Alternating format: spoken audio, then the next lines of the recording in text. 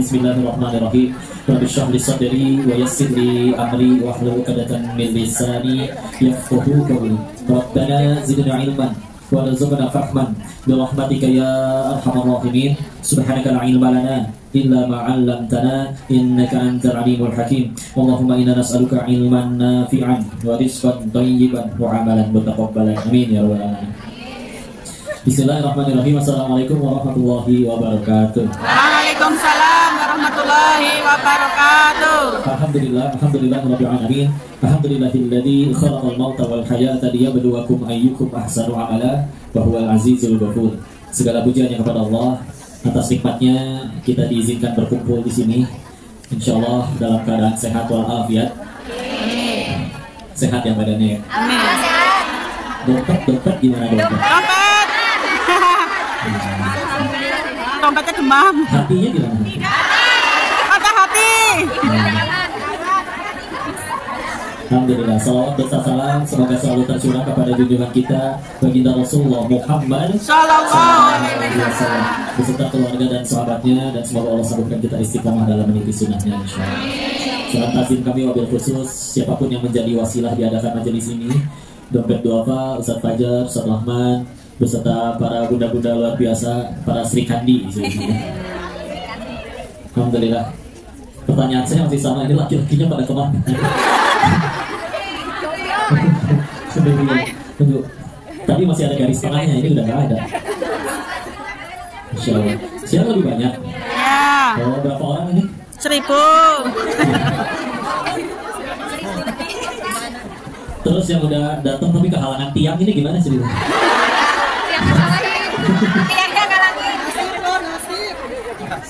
Nggak apa-apa ya. Cintaku terhalang tiang. Niatnya ngaji, siapapun yang bicara, bahkan kalau yang bicara nggak jadi datang, kan tetap jadi pahala, betul? Betul. Tapi kalau niatnya selfie dengan yang bicara, ketahuilah yang diajak selfie nggak bisa menyelamatkan siapapun ke surganya Allah.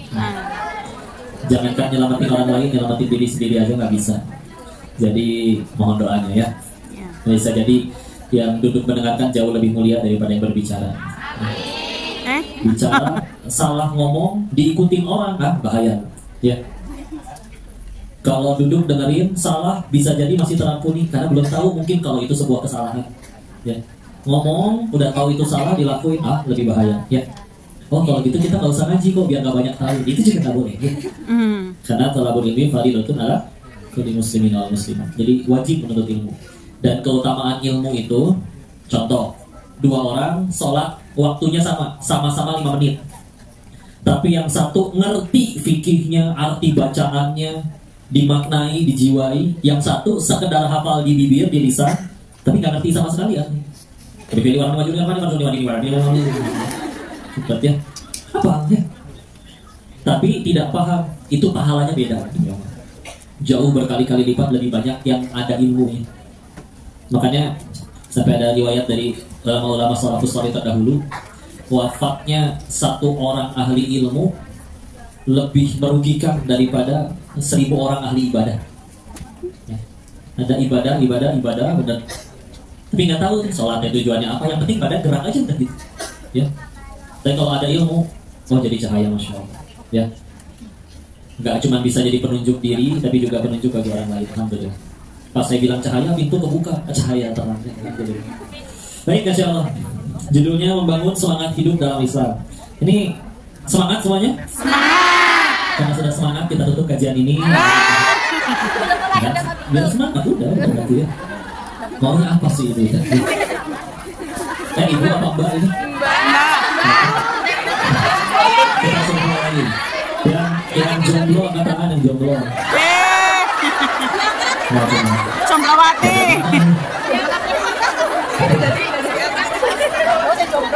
Karena saya nyebutnya jomblo, jadi yang janda juga boleh angkat tangan. Ya. Semoga jodohnya selalu ya. Rumusnya sama, jangan tunggu kaya dulu baru sedekah. Sedekah dulu nanti Allah jadikan kaya. Amin. Jangan tunggu ada imam yang soleh dulu baru jadi soleha. Jadi soleha dulu nanti Allah kirimkan imam yang soleh. Amin. Istilahnya. Cuma gimana ini? Tapi salah satu ciri akhir zaman memang begitu ya. Kalau sekarang sensus penduduk di Indonesia wanita baru 4 kali lipat dari laki-laki, nanti akan ada hari di mana wanita 50 kali lipat lebih banyak dari laki-laki. Jadi 50 kali lahiran, 50 orang berbeda, nggak ada kaitan keluarga, tapi yang lahir perempuannya 50, laki-lakinya 1. Coba ya, udah sama laki-lakinya sedikit, sukanya ke laki-laki lagi loh gitu. Makanya kan, aduh, jadi merana kalian. Tapi alhamdulillah syarat ke surga nggak harus punya suami ya. Ya, yang udah punya suami gimana kok? Ini nggak usah dipisahin ya. Tinggal yang penting dari amal aja ya. Sama-sama bertakwa, istilah Insya Allah.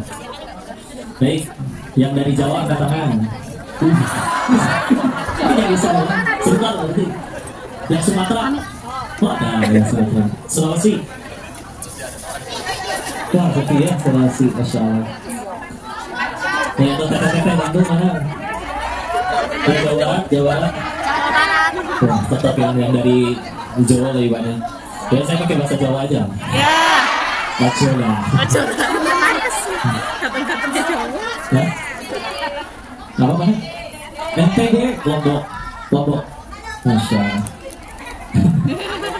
Ada yang dari Bima kan? Oh, Bima, Masya Allah. Ya tenang ya, saya nanya kayak gitu bukan pengen nafkahin ya. Sudah, jangan ngaji kan ini. Baik, bismillah. Karena tadi ada yang udah sebagian ikut dari awal, saya ganti aja topiknya, digocek ke saya ya. Ya, karena intinya sih sama sih. Semuanya tuh tujuannya satu, jadi tambah dekat sama Allah ya. Karena segala hal itu baru jadi kebaikan. Kapan jadi kebaikan? Tadi dong, kalau membuat kita tambah dekat sama Allah. Contoh, kerjaan apa yang paling baik? Apakah yang paling banyak fasilitas dan besar gajinya? Belum tentu. Tapi yang dengan kerjaan tersebut, ya dia tambah dekat sama Allah. Ya, kalau gajinya banyak, fasilitas banyak, tapi gara-gara itu jadi lalai, demi Allah pekerjaan itu musibah. Ya, sama, semuanya kayak gitu. Mau bisnis, mau sahabat, mau tindakan apapun sederhana. Ya, maka segala hal itu baru sebetulnya jadi ujian, belum jadi nikmat atau musibah. Kalau pengen bahas terkait apa bedanya dulu antara azab, ujian, nikmat, musibah. Karena kalau kita nggak hafal, nggak paham, ini kita nggak ngerti nih. Ini tuh kepahitan, ini tuh apa ya, azab atau ujian? Nah kalau kita nggak tahu itu azab atau ujian, kita bingung jadi ntar mesti ngapain. Ya, kita bahas satu-satu. Kita awali dari yang tidak enak dulu. Kepahitan apapun itu, ujung-ujungnya sama dalam Islam. Cuma 2.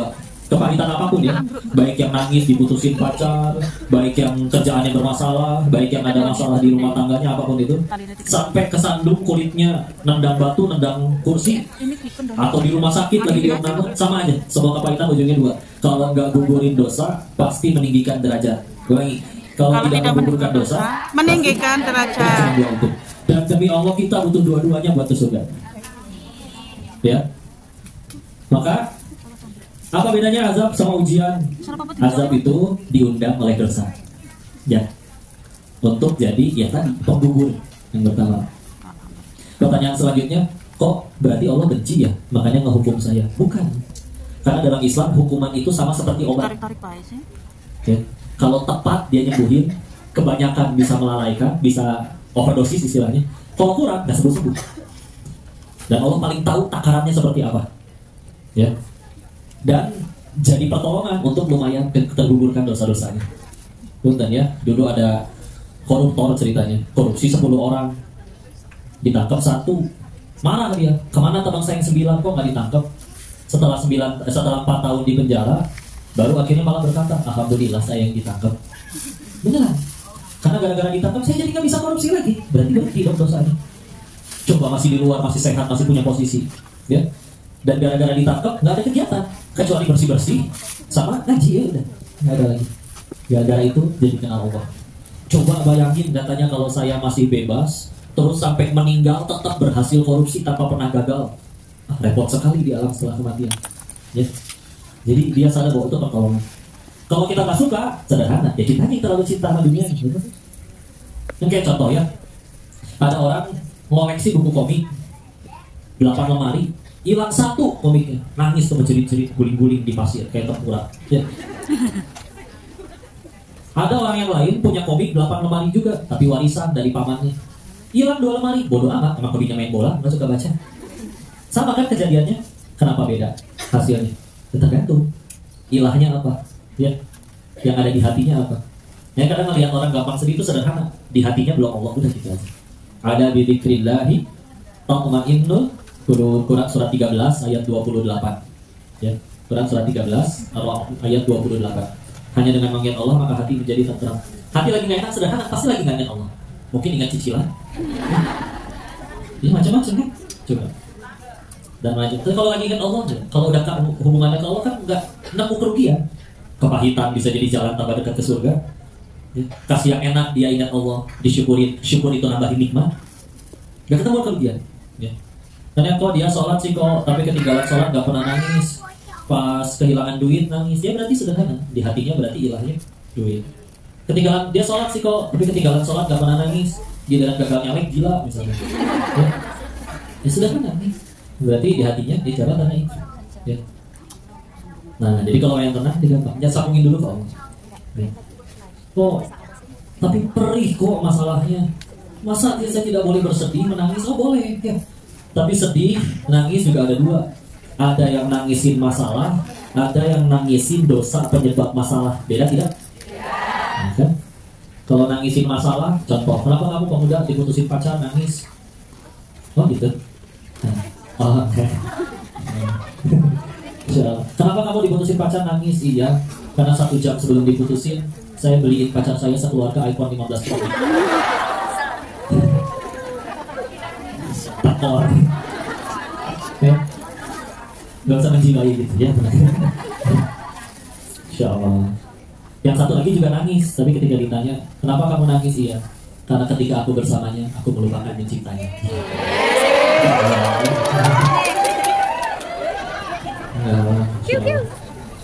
Jangankan cinta si dia, satu dunia cinta ke kita. Bahkan gak cuma cinta, mereka rapat, mereka bikin grup WA satu dunia. Yang gak ada di grup itu cuma kita doang. Terus mereka nge-zoom bareng, bersepakat selamatin si Koko ke surga, yuk. Terus kata yang punya surganya, saya gak boleh masuk situ, tetap silakan. Bisa apa manusia?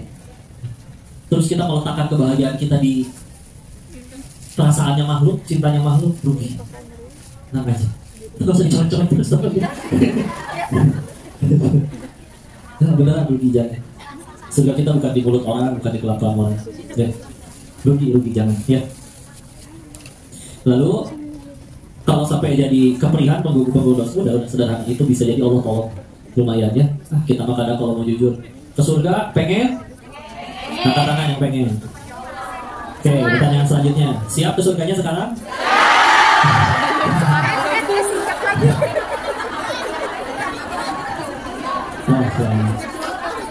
Pelan ya. Alhamdulillah. Siap ya. Aminin jangan. Tapi aku tiba-tiba jatuh. Enggak ya. Yang penting husnul khotimah, betul. Husnul khotimah itu bukan perkara mati karena apa, tapi mati sedang apa. Beda nggak? Matinya karena apa kok? Covid. Aduh kasihan. Tapi sedang apa? Sedang sujud rakaat terakhir. Mantap. Bandingin kok dia meninggalnya di masjid. Wih, Insya Allah. Lagi ngapain? Nyolong speaker. Kan nggak jadi keren. Kok tadi dhuwur maning sih? Udah sederhana ya. Dan jangan balik jadi nggak ada kerugian di situ. Nah tadi kalau cerita kambing, mau tahu cerita kambing? Jadi ini penelitiannya dokter sebetulnya, nama dokternya Ibnu Sina ya, dokter Islam. Nangkap kambing 2, terus yang satu dikurung, ditaruh dikandangin, ditaruhnya udah bebas aja di alam, ngelihat gunung, sungai dan lain-lain udah. Yang satu lagi dikurung juga, dipisah tapi di sebelah kurungannya ada serigala. Ya. Meskipun sama-sama kekurung, jadi nggak bisa dicakar, nggak bisa digigit ya. Apa yang terjadi? 1 bulan kemudian, yang di tetanggaan sama serigala meninggal kambingnya. Ya. Yang satu lagi sehat, yang nggak ketemu serigala. Maka dari situ beliau berkesimpulan penyakit yang lebih mematikan daripada ya kanker, tumor, jantung dan yang lain-lain adalah perasaan ketakutan, gelisah, panik. Kalau zaman sekarang orang nyebutnya insecure. Ada bayang ya. Nanti kalau zikir pagi petang kan ada doanya ya. Allahumma inni a'udzubika minal hammi wal hazan. Hammi sama hazan sama artinya kalau mau di secara bahasa, sama-sama gelisah, khawatir. Tapi bedanya yang satu itu adalah ketakutan tentang yang sedang terjadi. Yang satu lagi adalah takut tentang yang belum terjadi. Sungguh rugi kalau kita udah takut duluan, tapi ternyata yang kita takuti nggak kejadian ternyata. Secara statistik, kata psikolog ini Maya, dari 100% hal yang kita khawatirkan, yang kejadian cuma 15%. Tapi yang 15% itu tetap kalau yang dipikirin masalahnya aja bukan Allahnya, tetap masih bisa menyiksa. Ada ini orang ceritanya dikasih emas, peti emas sama raja, rakyat petani gitu ya, ceria gembira, raja teh ngeliatin, oh senang dia meskipun bukan seorang raja, hanya petani kata rajanya. Kata penasehatnya, bos mau lihat gak? Dia bisa jadi sedih loh. Gimana caranya? Dikasih paket kotak berisi tulisan 100 keping emas. Tapi jangan isi 100, 99 aja. Ya, kasih, senang, oh aku dapat 100 keping emas dari raja. Begitu nyampe rumah dihitung, kok cuma 99. Disusurin ke sawah, ke jalan, orang ditanya, Pak lihat keping emas gak jatuh? Enggak tuh, enggak udah. Besoknya berangkat bertani, murung. Bete gitu mukanya, ya, galau. Raja bingung, kemarin gak punya emas dia, bahagia. Sekarang dikasih 99 keping emas, bete dia. Kenapa? Dia sibuk mencari yang tidak ada. Laki-laki banyak yang gak balas WA, cuma satu, galau.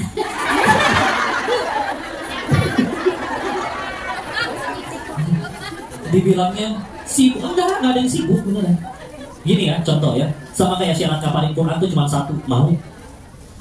Apa buktinya benar-benar mau? Karena banyak yang bilang mau tapi tidak benar-benar mau. Kalau mau pasti jadi prioritas. Contoh, nunggu Uber di depan mall. Kita pasti sambil nunggu Uber, yang ngubungin kita kan di handphone banyak, grup gibah, grup macam-macam ya. Udah gitu, yang pertama kali dibuka atau diangkat pasti dari si mama Uber. Ya, karena nggak mungkin pesannya Senin dibalasnya Kamis, ya nggak pulang-pulang. Kenapa yang dibuka duluan? Dia lagi jadi prioritas penting. Ya. Kalau kalian ngomongin orang gak dibalas-balas pun tanpa bukan sibuk, cuma kamu belum jadi prioritas. Biasa aja blok. Kita tenang aja. Allah lagi mempersiapkan yang terbaik. Udah, kamu tuh berharga, kamu berharga. Makanya disiapin yang terbaik, udah tenang aja ya. Gitu ya. Jadi jangan alergi sama yang pahit-pahit ya. Justru yang lebih baik buat kesehatan kita apa? Jamu atau makan gula tiap hari? Jamu pahit ya? Pahit.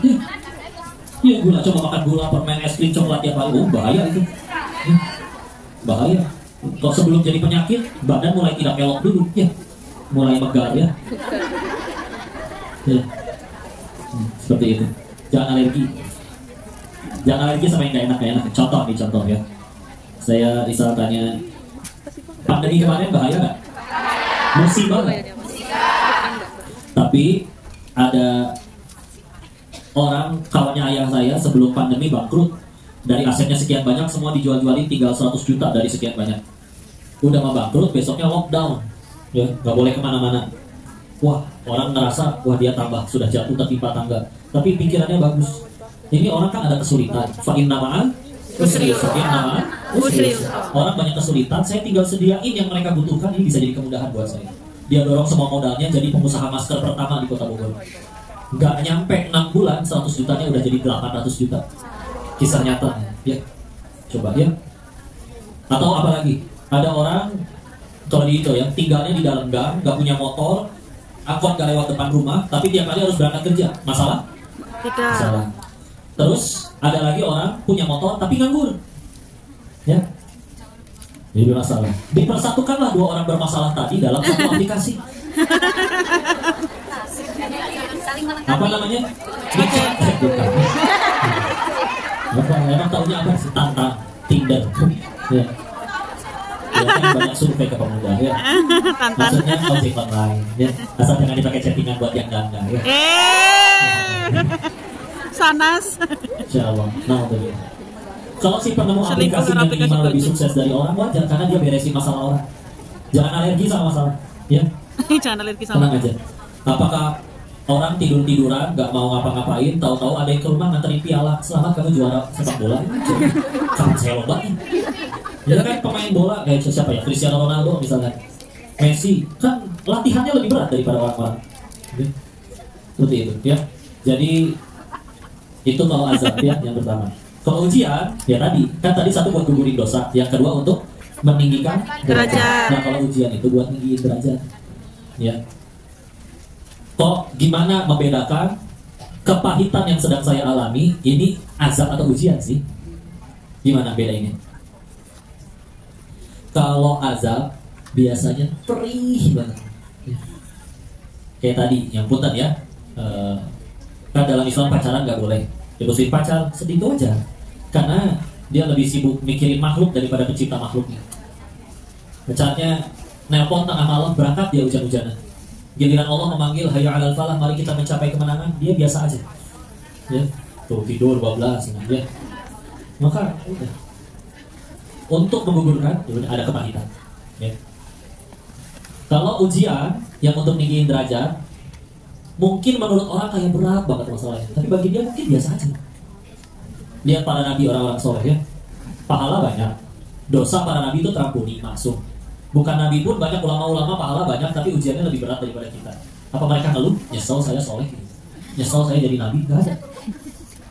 Terus seorang nabi sekedar lelah mendakwahi umatnya, ditinggalin sebentar, dicaplok tuh ikan paus, ditelan 3 kegelapan malam, kegelapan dasar laut, dan kegelapan perut ikan. Kita kadang mungkin sengaja ninggalin sholat, atau sengaja ngelakuin yang udah tahu kata Allah nggak boleh, tapi tetap dilakuin. Dicakar kucing juga enggak, gajian nggak pernah telat, makan tetap dikasih sama Allah ya. Terus di dalam perut ikan paus apa Nabi Yunus yang berdoa, ya Allah kan saya kan nabi, gitu ingat tuh ujian ya. Oh bahasa Jawa ya, apa misalnya, ya Allah kepriwe ya tapi ya ini gitu ya, jadi kayak ngomong oh jangan ya Allah gitu. Jangan gitu, Nabi nggak pakai bahasa Sunda dari Jawa ya. Maka malah berdoanya Quran surat 21 Al-Anbiya ayat 87. Nah, apa ayatnya Mas? La ilaha illa anta Subhanaka inni kuntu minadz zalimin. Tahu enggak artinya? La ilaha illa anta, tidak ada ilah selain Kau. Subhanaka, maha suci Engkau. Ini sesungguhnya kuntu minal zalimin, sesungguhnya saya yang zalim. Enggak sibuk nyalain siapa-siapa. Ya Allah kan umat saya yang bandel. Enggak sibuk nyalain siapa-siapa. Ya. Karena salah satu penyakit yang mesti kita buang adalah menyalahkan orang lain. Nyalahin lah, udah nyalahin wong lain ya. Macam ya. Ada masalah, sibuk nyari diri, salah siapa sih? Begitu dapat yang disalahin, tenang dia. Cuma ikut kompor aja. Udah saya bilangin Pak, dia memang gitu Bang. Paling sebut ya. Tapi udah hanya begitu ada salah, tambah soleh enggak, tambah takwa enggak, senang jadi kompor aja. Ya lihat orang-orang soleh terdahulu gak peduli siapa yang salah, yang dia pikirin cuma satu, gimana caranya saya tambah dekat sama Allah. Iya kan? Nggak cuma Nabi Yunus, Nabi Adam kan awalnya gak mau, digoda iblis, ya akhirnya makan buah yang dilarang. Ketika ngejalanin hukuman, ibarat gini deh, ibu lagi di kelas diajak bolos yuk, nggak mau, iya ayo. Begitu udah beres bolos, ketangkep, ngomong dong. Ya Allah kan saya diajak. Iya kan? Nah, kenapa Nabi Adam ngomong kayak gitu? Ya Allah kan kau tahu ini masih iblis bukan saya. Enggak. Malah Quran surat 7 Al-A'raf ayat 23. Rabbana walamna anfusana wa in lam taghfir lana wa tarhamna lanakunanna minal khasirin. Wahai Tuhan kami yang zalim kepada diri kami sendiri. Jika Engkau tidak merahmati dan mengampuni kami yang rugi. Enggak perlu bilang ini iblis ya Allah. Enggak, udah tenang, Allah mah adil. Nggak akan didiemin gitu aja. Cuma orang beriman tuh tahu apapun yang terjadi, tugas saya tuh aslinya satu. Yang paling beruntung tuh satu, yang gara-gara kejadian itu aku tambah dekat sama Allah. Karena kalau enggak, gagal fokus terus, repot. Contoh ya, artis kebuka aibnya. Terus yang paling sibuk dipikirin apa? Gimana caranya followers saya kembali gitu? Followers kembali, endorsean rame lagi. Padahal yang lebih penting adalah gimana caranya gara-gara kejadian ini saya diampuni Allah. Coba suruh pilih ya, followers kembali, endorsean dan project tambah rame, sinetron tambah rame, tapi Allah belum ampuni, repot. dikira itu endorse bisa menyelamatkan, dikira ada gerbang khusus di surga, gerbang untuk yang centang biru, nggak ada. Ya. Tapi misalkan masyarakat masih belum mengampuni, masih mencaci maki, tapi Allah udah ampuni, itu tenang aja. Makanya kenapa ketika akhirnya terbuka pada saat wajar, salah fokus soalnya. Bukan yang mikirin gimana saya diampuni, malah sibuk mikirin gimana netizen kembali mencintai, gimana caranya. Netizen Indonesia dia gampang digorengnya. Ya. Tapi kadang kekuatan netizen luar biasa. Kasus nggak ketahuan, giliran udah diviralin baru ya. The power of netizen. Cuma hati-hati ketikanya. Kadang mulutnya mah diem. Tangannya. Tangannya laku diperintah. Peko hanya mengeluarkan isi peko. Kalau isinya susu dikeluarinnya susu. Nggak mungkin jadi kopi kan, bukan sulap ya. Ini kalau udah dalamnya baik istilah. Ingat lagi cerita kambing lagi. Nah, banyak perkambingan nih. Jadi ada dermawan beli kambing, minta tolong ke Pak Kiai dipotong bagi-bagiin ya ke masyarakat. Siap, saya request dong kau bagian dagingnya, saya minta yang paling buruknya aja.